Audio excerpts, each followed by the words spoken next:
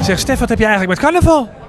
Ja, ze denken altijd dat er bij ons geen carnaval gevierd wordt. Maar het is niet zo grootschalig als in Brabant. Maar het wordt zeker wel gevierd. En ja, dat zit er van kinds af aan zit dat er al in. Ik ben een gezelligheidsmens en daar hoort carnaval zeker bij. Ja, want hoe wordt carnaval in Kampen gevierd? Nou ja, wat ik al zei, bij ons is het niet zo groot als hier. Maar het is bij ons één carnavalsvereniging en één grote zaal waar eigenlijk iedereen toch wel massaal op afkomt. Ja, je kunt maar op één plek tegelijk zijn, dus het is altijd gezellig. En wat doe jij met carnaval? Ja, nou ja, vooral werken natuurlijk. Maar als het goed is zoals het er nu uitziet, maar ja, kan nog veranderen. We hebben nog eventjes, dan heb ik een dagje of een middagje vrij. En dan ga ik toch heel stiekem zelf nog even carnaval vieren. En als je carnaval viert, ben je dan onherkenbaar in de menigte of gewoon relaxed?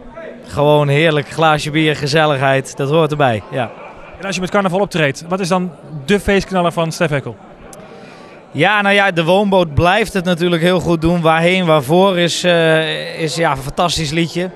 Ja, en mijn nieuwe single, die gaan we vanavond hier voor het eerst doen. En de eerste reacties zijn super. Het is niet echt een specifiek carnavalsliedje.